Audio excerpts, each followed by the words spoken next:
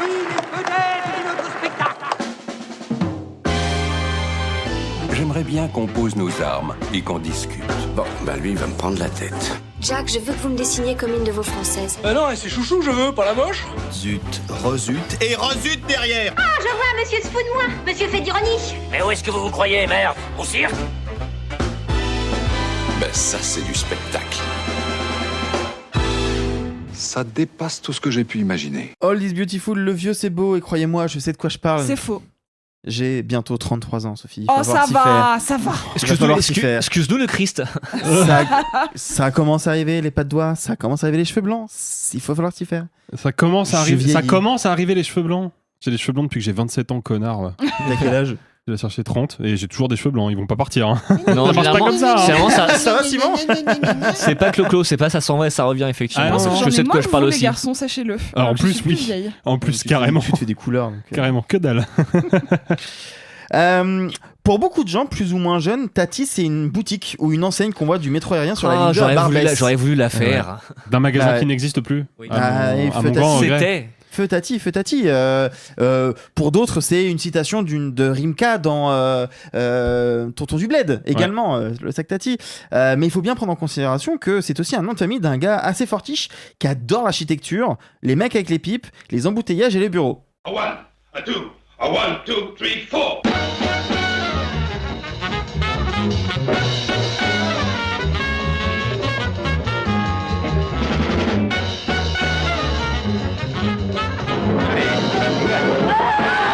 Playtime. Les mecs avec les pipes, on est sûr de cette... Ah non, c'est un mec avec une pipe. Oui, c'est pas beaucoup mieux. C'est déjà pas mal. Je pense que c'est l'expression en elle-même. Ça ouvre la porte à l'imagination. Mais je t'en prie... Cela étant dit, très belle caractérisation de Monsieur Hulot. Un monsieur avec une pipe. Et un chapeau. Et un chapeau. Playtime de Jacques Tati, immense film français de 67, un de mes films préférés. C'est totalement moi qui voulais imposer au planning parce qu'il est ressorti en salle dans une gigantesque rétrospective sur le cinéaste Tati par Carlotta depuis le 15 juillet dernier, à peu près partout en France, avec ce qu'on imagine un potentiel énorme coffret Blu-ray 4K, puisqu'il y a déjà des coffrets Blu-ray de tous ces films par Potemkin, Studio Canal, si je ne sais plus. Bref, toute l'œuvre de Tati ressort en salle et c'est peut-être pas son plus accessible Playtime, mais c'est de loin son plus grand. C'est de très très loin son plus grand et celui dont on va parler aujourd'hui. Je me permets d'introduire le sujet parce que comme j'ai dit, c'est un de mes films préférés. J'ai quand même beaucoup potassé le sujet. Je connais très bien sa carrière et je pense qu'il y a des billes que je peux vous donner pour mieux analyser, comprendre ce qu'est Playtime. Parce qu'en gros, Playtime, c'est le climax de sa carrière et en même temps le moment où tout s'effondre. Tati est né en 1907 et il est qualifié dans divers bouquins comme étant un enfant rêveur, très observateur. Il va quitter le lycée avant le bac parce qu'il aime trop faire la fête au music-hall. Il va créer des numéros de music-hall et notamment un numéro qui va ensuite beaucoup développer qui s'appelle Impression sportive où il va imiter le joueur de rugby, imiter le joueur de tennis, etc. Il va commencer à jouer dans les années 30 dans des courts-métrages, notamment avec un certain René Clément. Quand même pas n'importe qui, en jouant de son corps. En fait, il disait à l'époque qu'un bon comique, c'était quelqu'un qui avait un bon jeu de jambes. Et c'est quelque chose qui va le suivre tout au long de sa carrière. En 46, juste après la guerre, il va réaliser son premier cours à l'école des facteurs. 2 ans plus tard, il a 40 ans quand il fait son premier long, jour de fête, au lendemain de la guerre. Il a déjà ce jeu physique qui est inspiré clairement, il le dit frontalement, par Harold Lloyd et Buster Keaton.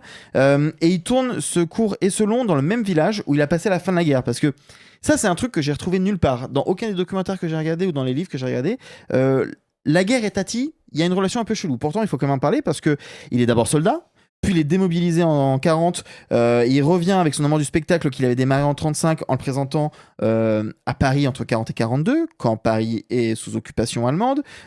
Puis il jouera à Berlin, et puis à la télévision allemande, avant de partir dans un petit village d'Indre pour prendre la fuite à Sainte-Sévère. Donc là, il va tourner ses premiers films. C'est donc pas vraiment 100% clair où il se situait. Il n'est pas le seul. Et il en parlera jamais, ce sera jamais un sujet. Mais comme la majorité des Français. Comme la majorité des Français. Tous les Français n'étaient pas résistants. Non, j'ai pas le droit de la faire celle-là. Non, cela étant dit, pendant ce temps, Tati, il a eu une histoire d'enfant qui est pas assumée. On sait qu'il est très très très dur sur les tournages. Bref, c'est pas un chic type de prime abord, mais ça reste quand même un grand auteur. Je dis qu'il revient donc à Sainte-Sévère en 48 pour faire un petit film. Vraiment, jour de fête, c'est des bouts de ficelle qui permettent de tenir avec une équipe technique qui joue aussi devant la caméra. Il essaie de tourner avec une Thomson Couleur qui coûte une fortune. Ça fonctionne pas, le film en noir et blanc, c'est une galère. Bref, personne ne veut le diffuser, c'est-à-dire qu'il a galéré à faire le montage, il a le produit fini, personne dit non, ça sort pas en salle ça. Il va mettre 1 an à trouver un distrib.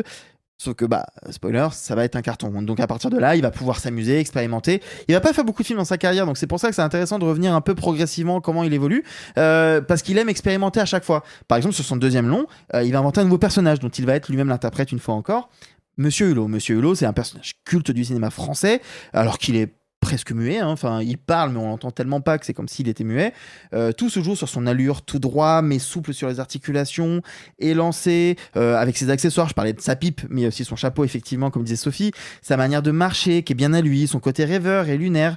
Il disait en interview que le Monsieur Hulot ne met pas les talons il marche pas sur les talons parce que ça lui permet de se rapprocher de la lune. Et je trouve que ça caractérise vachement bien ce Monsieur Hulot qui est un petit peu comme ça, un espèce de monsieur tout le monde mais qui ressemble vraiment à Tati vraiment. Et puis dans ce deuxième film qui est donc Les Vacances de Monsieur Hulot, c'est aussi le moment pour Tati de commencer à se moquer frontalement de la bourgeoisie qu'il connaît bien par sa belle famille parce qu'il va se marier avec Elisabeth Winter qui est une grande bourgeoise, et il va pas trop s'y reconnaître dans les codes sociaux, dans les espèces de rites, etc. Donc il va commencer à se foutre d'eux dès son deuxième long.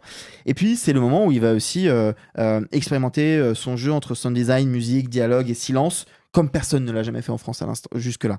Et comme pas grand monde le fera par la suite. Et enfin, pour terminer, Hulot, c'est aussi le moment où il va appliquer sa méthode à lui, c'est-à-dire qu'il est tellement impliqué sur tout ce qu'il veut à l'écran, il est tellement tatillon sur le placement de la caméra, le placement de tel décor, le placement de tel figurant, qu'il va même jusqu'à mimer ce que chaque comédien doit faire devant la caméra. Chaque comédien. Cela étant dit, il a raison d'être tatillon, le film est un carton. Il remporte le prix de la critique internationale à Cannes, avant de remporter ce qui est le prix du Luc. Alors le prix du Luc n'existe plus, mais ce serait l'équivalent, enfin en tout cas à l'époque c'était vraiment l'équivalent du prix Goncourt pour les films français. C'était un truc gigantesque. Aujourd'hui le prix du Luc c'est quand même beaucoup moindre, mais voilà, à l'époque c'était beaucoup. Puis c'est le début de moment où il va à l'international. Les Vacances de Monsieur Hulot est un carton en Angleterre, ça lui permet d'aller à New York, et c'est le moment où il découvre les États-Unis, où il découvre son gigantisme, sa soif du progrès, ses tours, buildings, son architecture, l'attitude des gens dans la ville. Bref. Son troisième film, Mon oncle, présente deux nouveautés pour lui. Premièrement, c'est tourné en couleur et c'est tourné en studio. Pour la première fois, il ne tourne pas dans une ville, il tourne en studio. Et il profite d'être en studio pour fabriquer une maison très design, comme une maison visage robot avec des yeux à la place des fenêtres. C'est un vrai personnage. Et il continue à se foutre de la gueule du snobisme des bourgeois, dont il va se moquer vraiment longtemps. Côté bande-son, il va aussi exploser tout son travail sur le sound design, etc. Le tournage dure 6 mois, la post-prod en dure 15. C'est gigantesque. C'est gigantesque, à base de 10 heures par jour de boulot. Et c'est vraiment quelqu'un qui est très impliqué, qui est très tatillon. Et ça fonctionne. Il va à Cannes, il a le prix spécial du jury. Il va aux Oscars, il remporte le prix du meilleur film étranger. C'est un box-office gigantesque en Europe et ailleurs. On est en 59. Ça fait que 10 ans vraiment qu'il est actif dans le monde du cinéma. Il n'a fait que 3 films. Allez, on a une époque où les cinéastes ils les enchaînent entre guillemets. En termes de temporalité de production, on peut considérer que Tati est le Kubrick français en fait. C'est vraiment ça. On est sur les mêmes délais de production complètement délirants quoi. Parce que il y a ce truc de un peu comme à la Kubrick par ailleurs, il tient son indépendance, il tient à tenir tête au studio. En gros, pour la faire courte, après Mon oncle, on va lui proposer de faire un film sur sa jeunesse, il dit non. Non, je n'ai pas envie de faire ça. De Gaulle va lui remettre la médaille des arts et des lettres. Il va dire non parce qu'en fait, si je la porte, je peux plus faire le con. Je vais être obligé d'être à la hauteur de la récompense, donc j'en veux pas. Il va dire non à De Gaulle. Il y a une archive qui existe. Et il veut se concentrer sur son prochain film qui est donc Playtime. Alors, on va revenir sur le film, bien sûr. On va rentrer dans le détail parce qu'il y a beaucoup de choses à dire sur sa production, sur son tournage et sur ce que le film raconte, mais je peux quand même raconter un tout petit peu sa fin de carrière parce que spoiler, le film va se planter alors qu'il a coûté une fortune. Il va devoir vendre sa maison, sa société de production va être mise en liquidation financière, il va perdre les droits de ses 4 films qui vont être vendus aux enchères pour 120 000 francs, ce qui est même pas un dixième du budget de Playtime. Il a besoin de repos pour la première fois, il est épuisé, il est très triste et il peut plus travailler en France. Plus personne ne veut le financer, donc il va partir à l'étranger. C'est pour ça qu'il va faire Trafic aux Pays-Bas, qu'il aime pas beaucoup, qui est un film plus modeste, qui a une espèce de Playtime en moins bien mais concentré sur les voitures. En 73, il va faire Parade, que j'aime bien pour le coup, mais qui est une espèce de spectacle filmé par la télévision suédoise au cirque de Stockholm où en fait il reprend Impression sportive dont je parlais au tout début. Donc vous imaginez un mec qui fait un numéro qu'il a créé il y a 40 ans, sauf qu'il a plus tout le même corps que quand il en avait 20. Cela étant dit, ça reste quand même super. Et dans la fin des années 70, il récupère par A plus B les droits de ses films. Il réussit ça j'ai une petite anecdote pour toi Alexis, il réussit à tourner une scène supplémentaire qu'il a ajoutée au montage des Vacances de Monsieur Hulot, parce que dans les Vacances de Monsieur Hulot, il y a une scène où le canoë se plie en deux. Il a vu Les Dents de la Mer, il adore Les Dents de la Mer, et il retourne une scène 25 ans après où le canoë avance comme un requin sur la plage et tout le monde a peur du canoë. Il l'ajoute au montage. Bref, c'est ce genre de mec-là qui va finir par être célébré à la fin des années 70. Il a un César d'honneur en 77. Il est célébré au milieu de Kurosawa et de Griffith, enfin des grands noms du cinéma, dans la cérémonie d'ouverture de Cannes 82. Et il meurt le 4 novembre juste après. 4 novembre 82. Il meurt, il avait écrit un dernier film, Confusion, qui était un ultime film qui s'ouvrait par la mort de Monsieur Hulot et dans lequel... Tiens Max, je te la donne en 1000. Les Sparks devaient jouer. Incroyable. Il avait aussi également un autre script qu'il avait écrit entre 55 et 59 qu'il n'a jamais pu réaliser, mais qui serait réalisé des décennies plus tard par un certain Sylvain Chomet qu'on connaît pour les triplettes de Belleville, qui s'appelle L'Illusionniste. Peu avant sa mort, il avait déclaré, je cite, « Playtime m'a fait beaucoup souffrir, physiquement et financièrement, mais c'est vraiment le film que je voulais faire, je suis fier de Playtime, ce sera toujours mon dernier film. » Je trouve ça très beau parce que ça représente vraiment ça, c'est-à-dire on voit la progression, le succès, tout s'effondre après Playtime alors que c'est censé être le climax de tout ce qu'il a voulu représenter. Avant de parler un peu de la pré-production, de ce qui s'est passé, parce qu'il y a beaucoup de choses à dire, est-ce qu'il y a quelqu'un ici qui serait capable de nous le pitcher rapidement, facilement ou pas? Parce que c'est dur à pitcher Playtime. Moi déjà j'applaudis l'usage du mot tatillon qui semble avoir été inventé pour lui, qui est Oui, assez vraiment. rigolo effectivement. C'était son surnom? C'était son surnom sur le tournage de Playtime. On l'appelait pas du tout en fait, Jacques effectivement. Tatillon. Voilà. Alors, pitcher Playtime. C'est chaud. C'est pas évident. Moi, je Sophie, veux bien vas-y. essayer. Oui. Moi, en vrai, je pense que c'est pas si dur. Mais Non, ça va. C'est une double histoire, celle de l'arrivée d'un groupe de touristes américaines à Paris depuis l'aéroport d'Orly jusqu'à leur tour de la ville, qui se fait globalement sur 24 heures, et de Monsieur Hulot qui va croiser leur chemin, notamment l'une d'entre elles à la suite d'une visite administrative kafkaïenne, et le tout sur 24 heures. C'est bien. Visite administrative qui aboutit à une visite d'appartement la nuit, qui aboutit à la visite d'un restaurant. Comme je l'ai dit à mes élèves, un synopsis, c'est le début avant toute chose. Ouais. Et précisons que le film prend la forme d'une sorte de succession de tableaux ou de sketchs muets pour l'essentiel, qui sont basés donc stricto sensu sur le lien entre visuel et sonore, et qui visent à nous faire découvrir, à nous faire voir Paris, mais à travers plus que Paris, c'est la ville moderne des années 60 à travers un jour nouveau. C'est des moments où tu es même carrément à la Défense, qui est vraiment l'archétype de... Alors que c'est tourné avant que la Défense existe. C'est ça en fait, c'est vraiment quand tu vois, tu fais attends, mais si l'Arc de Triomphe est là, la Tour Eiffel est là, normalement tu es à la Défense, mais la Défense existe. Enfin, très visuel. J'aime beaucoup l'emploi du mot tableau parce que je trouve que c'est exactement ça. C'est le nombre de plans que tu as qui sont entièrement fixes et dans lequel en fait c'est ton œil qui doit chercher les détails parce qu'il y en a beaucoup, notamment, et des fois des gags aussi.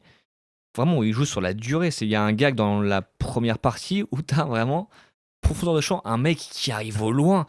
T'entends le bruit de ses pas, vraiment, tu le vois. Cette scène, elle est géniale. Et voilà. Et en fait, c'est un peu du cinéma ASMR parce que le son est vraiment monté au maximum jusqu'à aller à un gag avec une porte qui claque sans faire de bruit. Donc, vraiment, en fait, tu te dis, au montage. Effectivement, je comprends que le montage a été compliqué parce que en termes de bruitage, mais ça doit prendre une éternité. Un film comme ça. D'ailleurs, cette scène d'arrivée très très longue a inspiré Dali de Quentin Dupieux. En fait, c'est rigolo parce que Tati et plus particulièrement Playtime, c'est j'ai envie de dire le terreau matriciel de plusieurs réals, dont deux particulièrement, selon moi en tout cas, qui sont, je vais les appeler les deux Anderson, Roy Anderson et Wes Anderson. C'est-à-dire qu'il y en a un qui va reprendre le côté purement symétrique.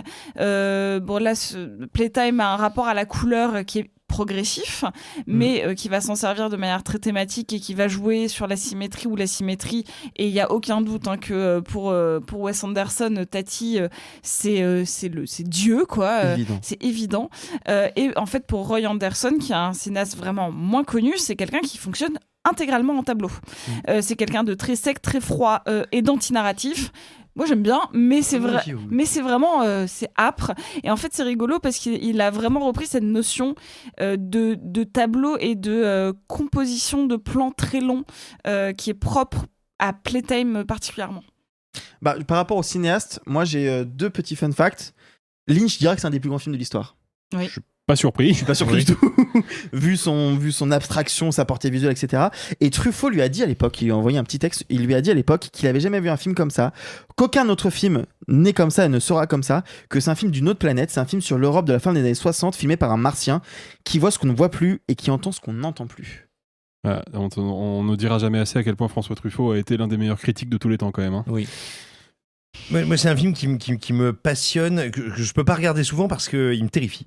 C'est un vrai film qui me terrifie, ça me fait pas rire du tout. C'est angoissant à mourir. Hein. Ah oui, mais attention, j'adore le film, je dis pas ça du tout comme une critique. Hein. Et jusqu'à présent, enfin, avec les Tati précédents, il peut y avoir de la mélancolie, il peut y avoir une sorte de poésie comme ça, empreinte de tristesse, mais c'est pas des films qui m'angoissent, moi. Ou alors, ce qui angoisse les personnages me fait rire, de bon cœur. Dans Mon oncle, typiquement, toutes les merdouilles avec la maison, tous ces moments, tous ces trucs, moi, ça me fait vraiment marrer. Même Jour de fête, c'est à crever de rire, parce que c'est vraiment du pur burlesque. Absolument. Alors que là, le burlesque, et justement, la remarque de Truffaut, elle est brillante, c'est que effectivement, il te fait voir des choses qu'on ne voyait pas encore, ou qu'on ne voyait déjà plus. Notamment que ce monde, qui est en fait l'incarnation, le substrat, le nectar de ce que furent, dans leur représentation et dans la réalité, les 30 Glorieuses, eh ben, c'était peut-être un peu horrible. Il y avait peut-être quelque chose d'affreux. Et c'est pas étonnant que ce soit un homme comme Tati qui le fasse. C'est une question de génération. Il est né en 1907. Donc il devait être en fin de cinquantaine quand il fait...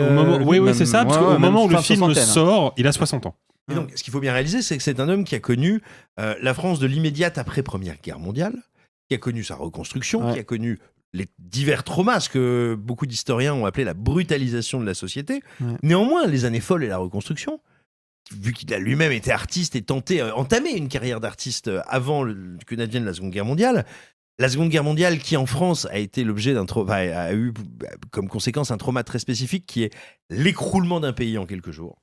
C'est ça qui se passe, hein. C'est les Allemands qui attaquent en faisant s'écrouler l'État français. Il n'y a plus rien, il n'y a plus de service public, il n'y a plus que dalle, il y a des destructions matérielles énormes. Il y a littéralement, je ne sais plus quels sont les chiffres, de millions de Français qui sont sur les routes en train de fuir les combats, mais c'est ahurissant. Donc il a connu ça, et il a connu une espèce de reconstruction gigantesque, délirante, de course en avant gaullisto-pompidolienne moderniste. C'est complètement fou si on y regarde bien ce que cet homme a traversé. Enfin, pas que lui, mais sa génération en quelques décennies. Et tu sens que lui sent bien que derrière cette expression, enfin, je sais pas si on l'employait déjà à l'époque, mais en tout cas que derrière cette période de 30 Glorieuses, il y a aussi autre chose qui se joue.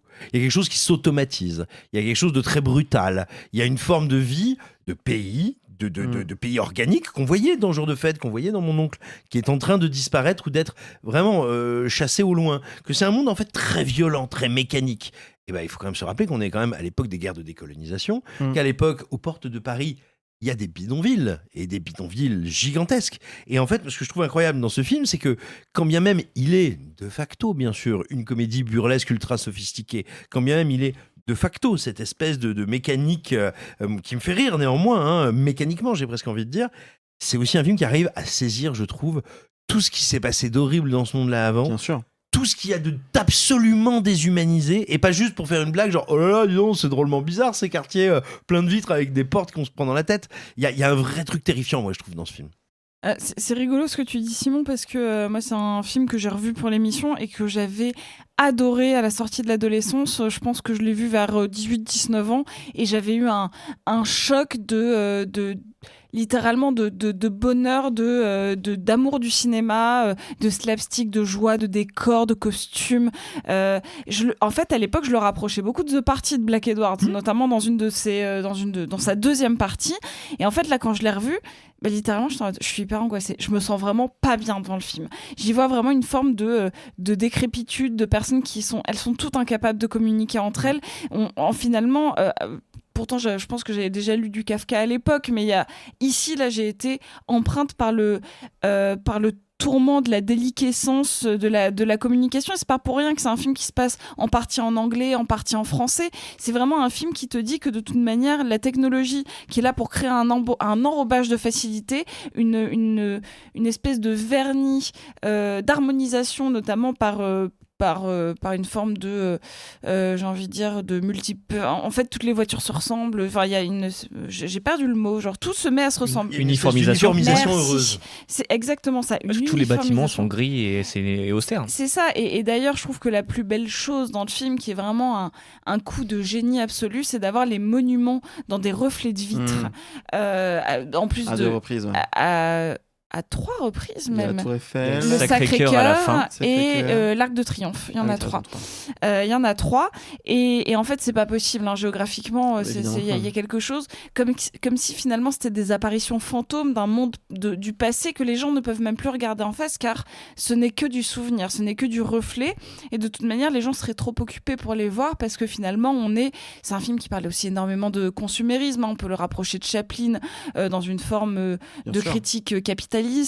Mais il y a quelque chose de déshumanisant. Et ce qui est le paradoxe par rapport à cette espèce de double lecture que j'ai eue à 2 âges différents, c'est que c'est comme quand tu vas à Disney à l'époque où il y avait encore justement dans Discoveryland ce truc de ce qu'aujourd'hui on appelle du rétrofuturisme, à savoir regardez, c'est les années 50 mais l'aspirateur il vole, et au début tu te dis mais c'est génial, je trouve ça hyper mignon, je trouve ça hyper doux, et finalement quand tu le regardes maintenant et que t'es un peu dans l'Uncanny Valley, notamment je pense qu'on en avait parlé avec Arthur quand j'étais allée aux US, et qu'il y a encore tout un pan là-bas qui est resté dans cette espèce d'Uncanny Valley de si les années 50 en fait finalement avaient des trucs du futur, un peu comme les Jetsons, voilà. C'est la vallée de l'étrange, quand il y a un très léger décalage avec le réel qui justement fait qu'on est à la fois très proche et très éloigné. C'est ça. Et là moi j'ai vraiment l'impression de voir une société avec des choses de modernité. En fait il y a un truc notamment avec un aspirateur qui a des phares, enfin c'est débile, ça sert à rien. Un balai. Tu fous un balai. Tu fous 3 piles dedans en plus. Un balai avec des piles et un ressort, enfin c'est débile, parce que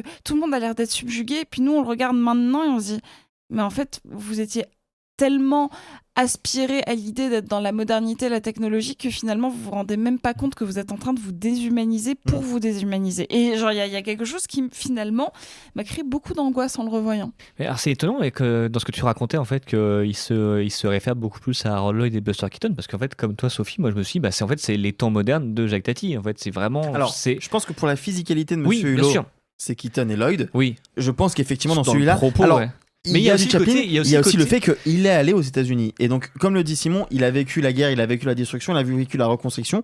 Il a été aux États-Unis, il a été fasciné par ça. Et par ailleurs, c'est là où je me permets de le placer, le repérage va durer 10 mois. Il va prendre des photos des bâtiments nouveaux qui sont pas qu'aux États-Unis, mais à Berlin, à Milan, à Genève, à Helsinki. Et à l'époque, donc la défense n'est pas encore construite, mais l'aéroport d'Orly, si. Et donc, c'est là où il va se baser sur tous ces bâtiments-là, malgré tout. Et en fait, c'est un film où Monsieur Hulot est très en retrait. Oui. Il y a plein de moments où il se retire, il y a plein de moments où il place des faux Monsieur Hulot. Il y a même des moments où Tati joue un autre personnage. Vous ferez gaffe, il y a une scène où à un moment il y a 2 personnages féminins qui parlent proches. On voit un mec au loin qui fait la circulation avec un bus. C'est Tati. Donc en fait, il met Hulot en retrait parce que son personnage principal, c'est la ville. Ouais.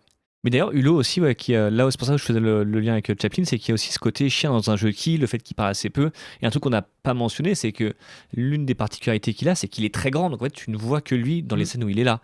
Et c'est marrant parce que moi, j'ai eu l'inverse de toi, Sophie, sur ce film-là. C'est que la première fois que je l'avais découvert, j'avais trouvé ça plutôt bien, mais j'adhère totalement à ce que tu dis sur le fait que ce soit de façon plus accessible, parce qu'il y a une question de rythme, une question de mise en scène en fait, où c'est toi qui dois aller chercher les choses. Et en fait, je réalise que je l'ai vu donc quand j'étais en fac de cinéma, et je l'ai vu à peu près au même moment que j'ai découvert The Party, qui vraiment là m'a fait hurler de rire. Et étrangement, j'avais fait le lien sans le faire en le revoyant l'autre jour, et où j'ai un peu préféré comme la vision, parce que effectivement sur la fin où ça danse, je me suis dit, attends, c'est ici ou c'est ici qu'il y a telle scène en fait, et je me suis dit non, c'était dans The Party. Donc effectivement je vois une espèce de gradation avec un personnage qui est là et qui va foutre le bordel. Moi, c'est vrai que dans ce film là il y a un gag qui me fait vraiment beaucoup rire, c'est quand il veut décrocher une orange pour l'américain et qu'il fout tout par terre. C'est le seul gag qui est vraiment drôle, parce que sinon le reste il y a un côté qui est très angoissant et voilà, et en fait, effectivement, je trouve que c'est un film qu'il faut peut-être pas voir trop jeune. Ça dépend ce que tu aimes en termes de comédie. Effectivement, les comédies qui vont vite avec des répliques, tout ça, des gags à la chaîne, en fait, Playtime ne t'offre pas ça. Non. Et moi, de Tati, avant, je connaissais surtout Jour de fête. Et c'est vraiment très très différent. Le jour des fêtes est quand même beaucoup plus accessible. Et je pense que c'est ça qui m'avait désarçonné et qui, là, en le revoyant avec plus de maturité et en sachant un peu plus à quoi m'attendre, bah, je suis beaucoup plus entré dedans.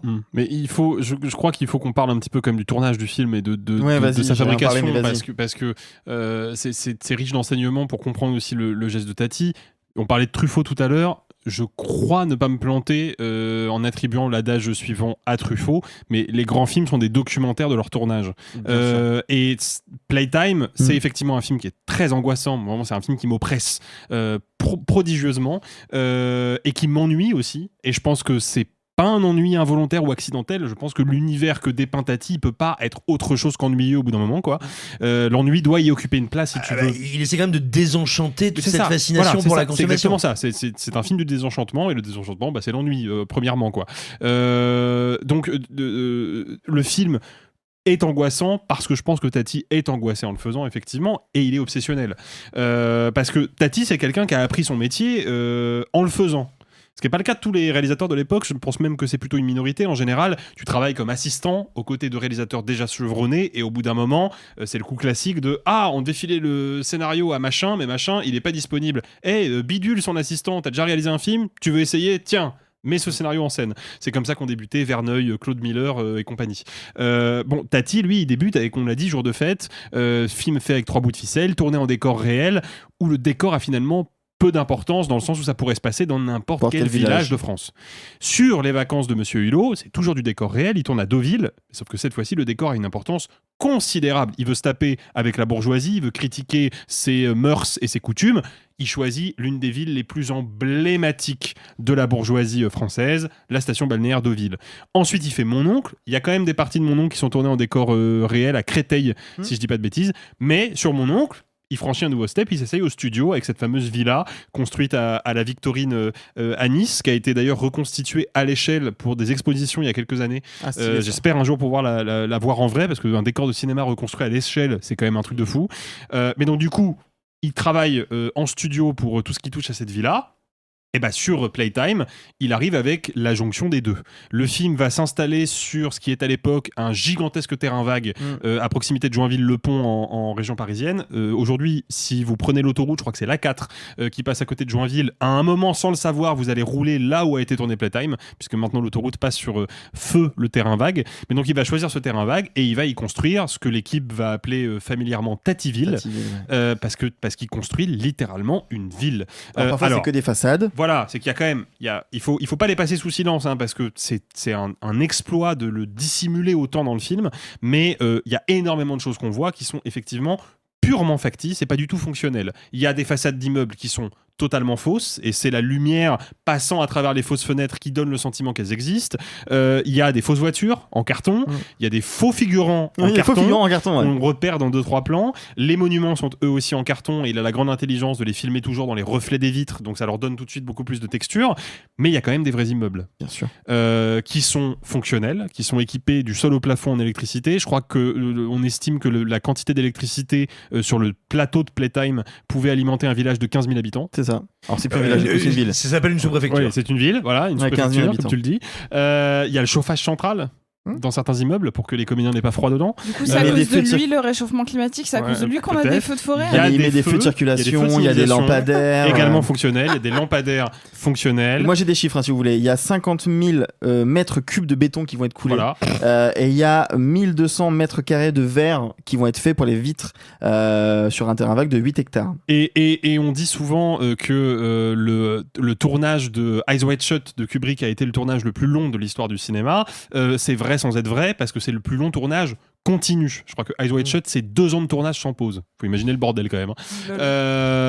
Playtime, il y a des interruptions, il y a des changements d'équipe. Si il y a eu une tempête qui a brisé le décor en 65. Il y a une tempête qui envoie valdinguer le décor en 65. Si on prend la totalité du temps alloué au tournage en incluant les pauses, c'est 3 ans de tournage. 365 jours de tournage sur 3 ans. Voilà, c'est ça, c'est 1 an de tournage. C'est gigantesque. Et après les sœurs Wachowski qui se la pètent parce qu'elles ont construit un bout d'autoroute. Vraiment, je te jure. Non, mais c'est absolument monstrueux, et je trouve un des indices, un des éléments les plus parlants pour le spectateur, à quel point c'est monstrueux. D'ordinaire, sur un tournage, il y a un poste où il y a qu'une personne, pas d'assistant, jamais, c'est la script. La script, d'ordinaire, il y a une personne, y compris sur des tournages gigantesques. Bon, bah sur Playtime, il y en a 3, dont Sylvette Baudreau, qui est probablement la plus grande script de l'histoire du cinéma français, qui a une carrière gigantesque et que je croise régulièrement à la Cinémathèque française puisqu'elle continue régulièrement d'y aller du haut de ses 98 ans qu'elle passe fourrée dans les salles de cinéma parisiennes. Je sais pas si elle nous écoute, mais si elle nous écoute, je la salue. Elle ne me connaît pas, mais je la salue quand même. Tu m'as dit sur quel film elle avait commencé. commencé. Le premier film sur lequel elle a commencé comme script sur quelques séquences, je crois, c'est le dernier film de Laurel et Hardy. Voilà, donc la vache, d'accord. Donc ça situe la Voilà, donc si un jour vous avez l'occasion de croiser Sylvette Baudreau dans les couloirs de la Cinémathèque française, vous croisez littéralement un pan gigantesque de l'histoire du cinéma. C'était la script attitrée de Alain Resnais sur la quasi-totalité de ses films, du premier au dernier. Voilà, notamment. Et elle fera le dernier Fast and Furious. On peut le dire à présent. C'était aussi la script de Roman Polanski, mais c'était une autre époque. Donc cela étant dit, quand tu vois au générique d'un film, qui plus est un film français, vendu comme une comédie d'un gars qui jusqu'à présent s'est illustré pour ses comédies burlesques, et que tu vois qu'il y a 3 scripts, tu sais que à mon avis ça a charbonné quoi, et ça se sent énormément dans le film, mais ce qui est fou, c'est d'imaginer déjà tout le travail accompli pour construire le décor, et ensuite il y a la façon qu'il a de l'utiliser. De le filmer. C'est-à-dire que on parlait, c'est bizarre, toute cette semaine, tous les épisodes se télescopent les uns avec les autres, sont tous interconnectés. On a parlé déjà dans les 2 épisodes précédents, forcément des supports de projection. Qu'est-ce qu'on fait quand on a un décor aussi gigantesque? On sort le 70 mm. Donc le film est tourné en 70, il a été projeté en 70. Qui à l'époque réservé qu'au grand spectacle, enfin c'est réservé au... Voilà, ce qui explique peut-être pourquoi le budget du film a été multiplié quasiment par 10 pendant sa période de fabrication, parce que ça coûte très très cher la pellicule 70, mais l'utilisation qu'il fait du 70 est extraordinaire, parce que justement il en fait ce pourquoi cette pellicule a été inventée. Il joue en permanence sur la profondeur et sur la superposition des actions.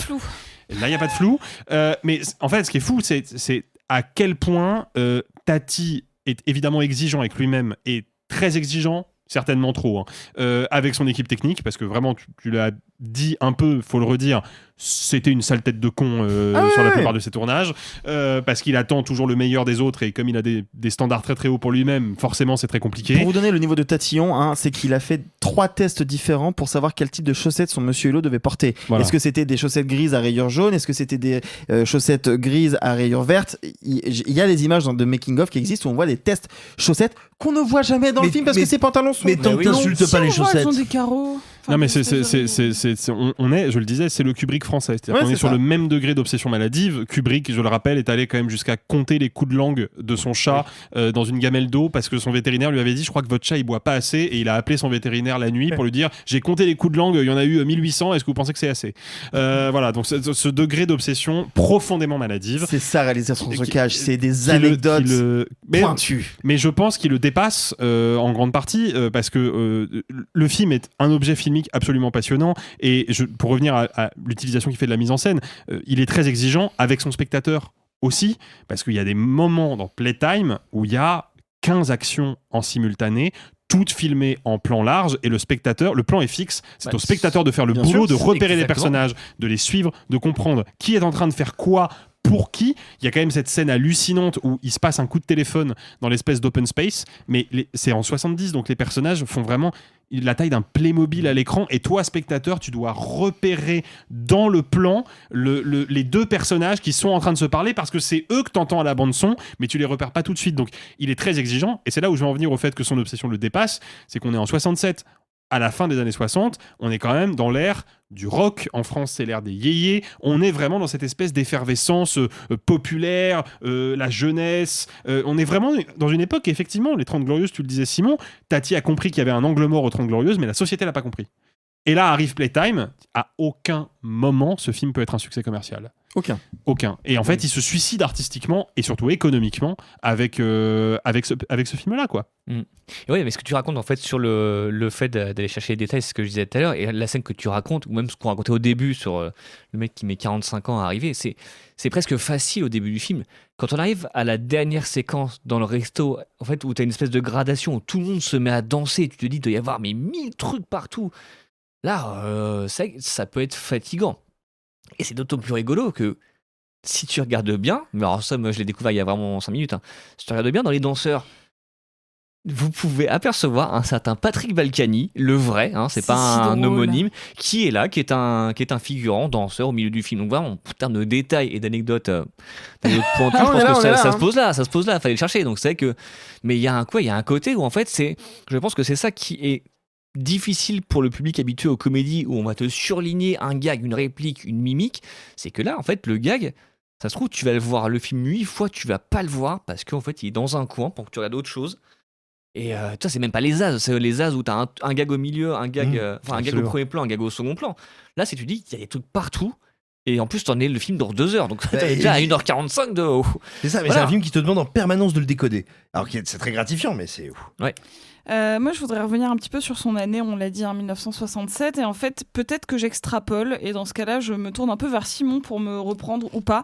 En fait, je peux pas m'empêcher de faire un parallèle entre Playtime et cette période-là du nouveau roman. Alors, le nouveau roman étant un courant de littérature française qui commence à la fin des années 50 et qui se finit globalement au début des années 80, qui a notamment comme tête de proue Alain Robbe-Grillet, qui est très connu pour avoir écrit L'Emploi du temps, qui est un roman qui a littéralement rebattu les cartes de la littérature française. Pourquoi je compare les deux ? C'est parce qu'en littérature, on a eu plein de mouvements, notamment autour de mai 68, des grandes révolutions intellectuelles qu'on peut comparer notamment, si on fait des petits parallèles, par exemple, on a l'existentialisme porté par Jean-Paul Sartre, grand défenseur de mai 68.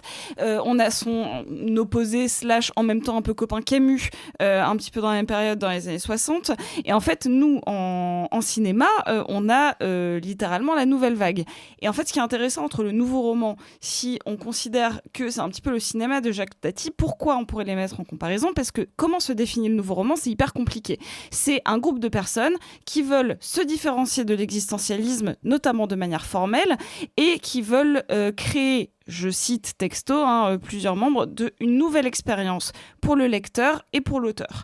C'est-à-dire une redistribution de cartes. Cependant, quand on lit quelques romans, que ce soit de Nathalie Sarraute ou d'Alain Robbe-Grillet ou d'autres, on reste sur un canevas qui fondamentalement reprend une structure de roman classique, c'est pour ça que ça s'appelle le nouveau roman et que ça n'a pas détaché complètement son nom de la littérature, pour créer un canevas un peu dissonant. Pourquoi je parle de l'emploi du temps ? Parce qu'en fait, l'emploi du temps et Playtime, pour moi, c'est assez similaire dans le sens où c'est la perte d'un individu dans une spatio-temporalité. Et en fait, pour moi, c'est ce qui se passe exactement avec Playtime. L'emploi du temps, ça sort 10 ans à peu près avant Playtime, mais c'est un courant qui continue de se développer à ce moment-là. Il mourra un petit peu plus tard. Et en fait, je peux peut-être que j'extrapole complètement, mais je vois dans la démarche de Tati d'être un peu unique tout en s'inspirant de choses d'une certaine manière plus classiques dans l'histoire du cinéma, à savoir le slapstick, la confusion d'échelles, une manière quasiment old Hollywood, de construire et de concevoir son décor, mais d'avoir une expérience à la fois de réalisateur et d'offrir au spectateur quelque chose de complètement unique et surtout qui se détache des contemporains. Parce qu'on peut absolument pas dire que Tati, surtout que Playtime, fasse partie, par exemple, de la nouvelle vague. Ça n'a rien à voir. Non. Et donc, alors que quand on voit que cette année-là, il y a 2 films de Godard qui sortent, etc., pour moi, j'y vois un parallèle intellectuel, peut-être un peu capillotracté, mais j'avais besoin de le dire. Non mais c'est quelque chose qui est intéressant parce que alors le nouveau roman qui est porté en grande partie, en tout cas initialement, par les éditions de Minuit, va se reconfigurer plusieurs fois et contrairement par exemple aux surréalistes, il n'y a pas un manifeste qui l'unifierait. Donc il faut se méfier quand on veut le définir. C'est très compliqué. Je vais donc le faire. Mais non, mais on peut dire en gros que pour l'époque dont on parle, l'idée c'est quoi ? On est au lendemain de la Seconde Guerre mondiale, la grande croyance comme quoi nous les Européens, nous étions des êtres de culture et que nous avions tout un legs et tout un bagage culturel qui faisait de nous des êtres très fins, sophistiqués qui n'allaient pas se massacrer, en tout cas pas 2 fois d'affilée. A priori, c'est un échec. Et donc, assez logiquement, il y a une remise en question, voire une attaque assez forte et violente contre les formes préexistantes de création artistique. Et tant le héros de roman, le personnage de roman, que le narrateur, que l'auteur deviennent un petit peu des fonctions à abattre, ou en tout cas à totalement redéfinir, et qui ne peuvent plus rester aussi étanches. C'est pas possible. Ces auteurs et leurs héros ont accompagné et amené notre civilisation, finalement, c'est un peu l'idée, dans ce gouffre absolu que fut la Seconde Guerre mondiale et la mort de 60 millions d'êtres humains. Du coup, il faut casser tout ça. Et effectivement, dans Playtime, mais chez Tati en général, il y a une manière de brouiller qui est le cinéaste, qui est le personnage, de brouiller aussi même la notion de personnage, parce que dans Playtime, je veux dire, si c'est le premier Tati que tu vois, tu sais pas ce que c'est que ce personnage. Tu le considères d'ailleurs à peine plus qu'une silhouette. Et donc oui, là-dessus, il y a des parallèles qui sont assez, qui marchent bien, je trouve. Dans ce Moi, je voudrais revenir un peu sur un truc qu'a dit Sophie tout à l'heure, puis après, je pense qu'on va pas non plus épiloguer trop longtemps. On a déjà fait long, même si. Il faut le voir. En vrai, il y aurait encore. Si vous avez l'occasion de le voir en salle, beaucoup de choses à dire. ça vaut la peine. Sophie, tout à l'heure, tu parlais de la notion de reflet, d'identité, de comment ça fonctionne à travers le film. Moi, j'ai une citation de Tati qui expliquait que pendant qu'il a fait le tour du monde avec mon oncle, il a fait littéralement le tour des aéroports et il a pu voir cette mondialisation aseptisée. Et il disait l'aéroport d'Orly ressemble à celui de New York et celui de Londres ressemble à celui d'Helsinki et les chaises d'Orly ressemblent à celles de mon voisin qui sont les mêmes qu'à New York. On en vient à se demander pourquoi donc voyager. Et en fait, derrière cette blague, il y a un vrai propos sur effectivement l'uniformisation que Palahniuk reprendra dans Fight Club, par ailleurs, entre guillemets. Mais au-delà de ça, c'est aussi la perte d'identité. Tu parlais du reflet, il y a plein de moments à plein d'endroits différents, de plein de manières différentes. En fait, c'est un film qu'on pourrait décortiquer presque image par image. Pas juste pour trouver des petits running gags ou quoi, juste sur ce que symboliquement Tati essaye de nous représenter. Il y a les reflets, mais il y a aussi la question de proximité et de distance. Tu parlais du jeu de téléphone tout à l'heure, mais c'est vrai qu'il y a des moments où tu as un personnage qui doit faire je sais pas combien d'aller dans un couloir pour parler à quelqu'un qui est juste à côté, mais parce qu'il faut accéder au téléphone. Il y a ce moment que je trouve dingue où on se rend compte que l'être humain n'est plus qu'une face, on n'a plus de dimension, on n'a plus de physicalité. Cette scène où il va dans un couloir, il tombe sur une secrétaire, il fait le tour et sa secrétaire a tourné un petit peu, il la retombe de face. Et il la retourne et il la revoit de face. Il y a un peu ce truc, elle n'est le reflet, elle n'est qu'un reflet unidimensionnel. Tout comme le moment où il se cherche avec Giffard et il voit le reflet loin de Hulot qu'il croit être loin alors qu'il est juste à côté. Ce jeu de perspective en permanence, c'est quelque chose qui va creuser tout le long de Playtime. Mais aussi dans d'autres segments, il y a un segment qu'on n'a pas beaucoup abordé qui est peut-être, je pense, le plus intelligent, pas en termes de complexité de décor.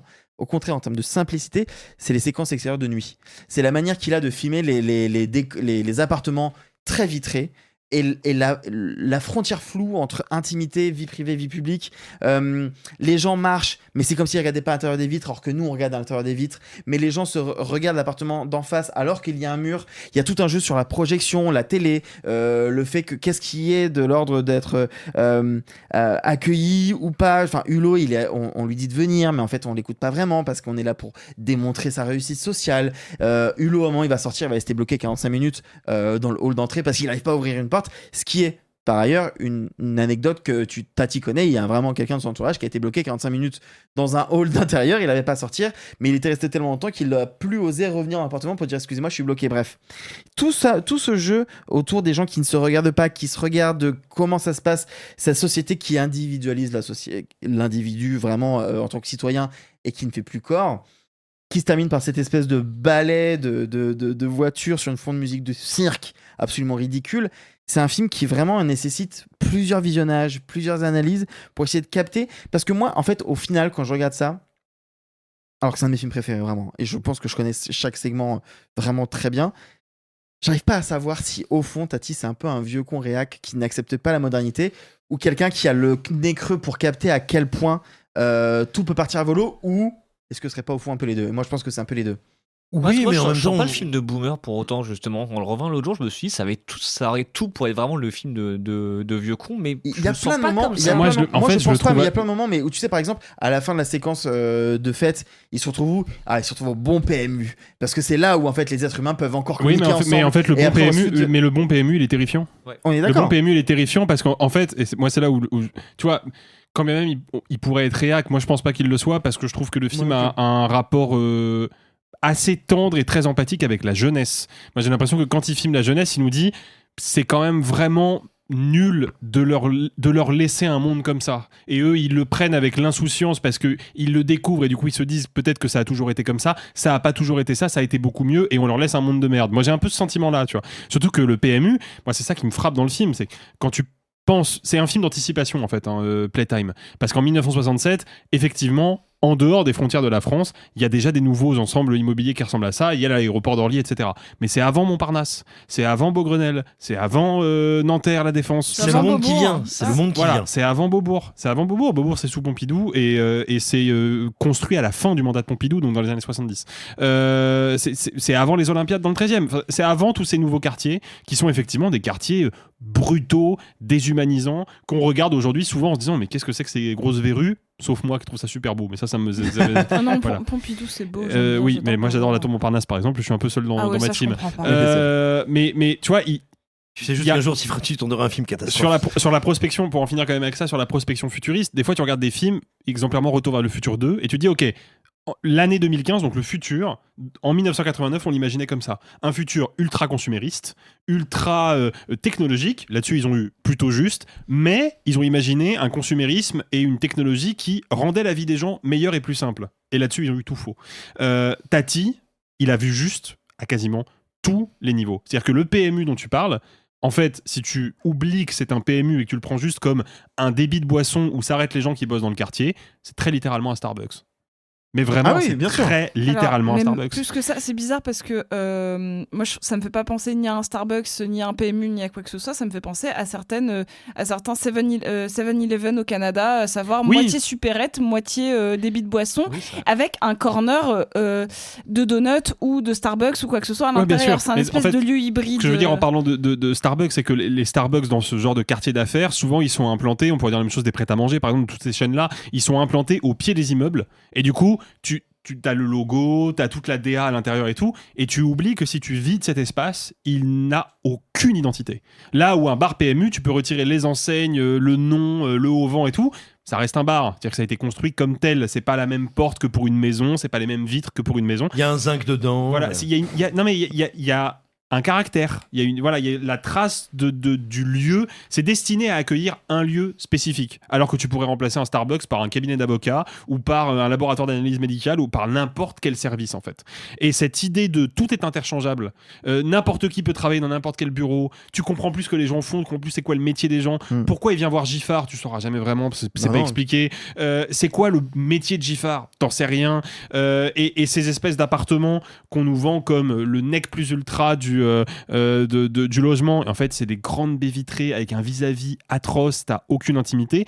Des appartements comme ça, on en voit tous les jours quand on se promène dans les rues de Paris, quoi. Bien sûr. Dès que tu regardes une barre d'immeuble un tant soit peu moderne, c'est-à-dire barre d'immeuble des années 70-80, des fois t'es vraiment choqué par le degré de vis-à-vis, le point de vue que t'as chez les gens, quoi. Et il arrive à taper juste sur tous ces trucs-là, donc même si on imaginait qu'il ait un côté boomer, force est de constater que c'est un boomer qui a vu juste sur quasiment tous les tableaux, donc on est obligé de lui rendre ça, quoi. Et surtout, c'est pas quelqu'un qui serait simplement là pour cracher sa valda et dire ah ben gna, j'aime pas tout ça, c'est nouveau, c'est nul. Non, il en fait son sujet. Il considère que la chose est de suffisamment d'importance et de suffisamment de valeur pour pouvoir être critiqué, mais vraiment pris à bras le corps comme un sujet. Moi, j'ai jamais de problème avec cette vision-là, tu vois. Et ça, c'est vachement intéressant. Et il considère quand même que cette ville, quand bien même elle lui est peut-être un peu cauchemardesque et un peu, dédalesque et kafkaïenne, elle est un objet en soi. Bon, à partir de là, on peut dialoguer avec quelqu'un comme ça, tu vois. Et en plus, cauchemardesque, et en même temps, il y a certains moments où j'ai un peu l'impression qu'il est un peu fasciné par cette critique. Oui, mais t'as tout à fait tu vois, il y a un truc un peu d'apport à ça. Bien sûr, il lui reconnaît aussi quelque chose d'un peu surnaturel et magique. Ouais, c'est ça. Et puis, pour terminer, Alexis, tu parlais du côté juste dans la vision du futur. Alors, c'est peut-être pas forcément propre à la société française, pour le coup. Peut-être qu'on pourrait parler d'autres sociétés, que ce soit en Angleterre ou même en Asie. Mais sur ce côté ouvrier, qui sont un peu des robots, c'est-à-dire qu'ils sortent comme un balai, ils ont la même chorégraphie, ils sortent au même moment, ils appuient au même moment sur le parc-mètre pour laver leur voiture, et à la fin ils vont au bar pour se foutre sur la gueule et terminer à 7h du mat dans le bar du bas. On en connaît des sociétés où on a des employés qui sont allés dans ce délire là. En 67 il n'y en avait pas. Donc à plein d'endroits c'est très juste. Entre parenthèses, tu disais tout à l'heure, Max, que tu le confonds avec The Party. The Party est sorti en 68 juste après, et il semblerait que Blake Edwards l'a vu. C'est possible, parce qu'effectivement le final de The Party, le final de Playtime, en fait tu peux voir des similitudes, même si The Party est beaucoup plus drôle, au premier degré. On aurait pu parler du travail des couleurs, où en fait tout est gris jusqu'à l'émergence un peu de vie qui est la fête, mais en même temps, quelle couleur a-t-elle ? On aurait pu parler de ce restaurant qui ouvre alors que tout doit être magnifique devant, alors que derrière la cuisine, il y a encore des câbles, des machins, rien n'est fait, tout se casse la gueule. Bref, on aurait pu parler longuement de ce Playtime de Jacques Tati qui ressort en salle lors de sa très belle rétrospective organisée par Carlotta et qu'on espère retrouver dans un beau coffret 4K. Bah voilà. C'est tout pour aujourd'hui, c'est pas mal. C'est tout pour la saison 4. Et c'est tout pour la saison 4. Vacances. On se retrouve vendredi pour le début de notre saga de l'été, notre Summer of LOL. Avant ça, merci Maximilien de nous avoir accompagnés sur ces 3 derniers épisodes de la saison. Vous nous retrouvez vendredi pour le début de la saga de l'été. Vous aurez 5 semaines d'affilée de réflexion sur nos liens à l'humour, aux comédies et à un nouveau très gros pas vu pas pris avec une fois encore peut-être un suspense cochon qui aboutira sûrement à un épisode final, bonus, vous verrez, on sait pas. Vous verrez. Faites les calculs, on revient que dans 6 semaines. Pour le reste, on se retrouve donc le vendredi 4 septembre pour le retour de notre formule habituelle et son lot de nouveautés. D'ici là, bye les amis, et puis gloire à vous. Et encore, passez un bon toujours, été. Et bon été. Bon été. Sous les tropiques, sous les maillots, c'était quoi qu'ils disaient déjà, Nico ? L'été sera chaud. Purée, j'ai déjà oublié. Dans les maillots. Ouais, dans les t-shirts, dans les maillots. Voilà, c'est ça. On vous embrasse. Allez, bonnes vacances. Salut. Messieurs, il n'est de bonne société qui ne se quitte.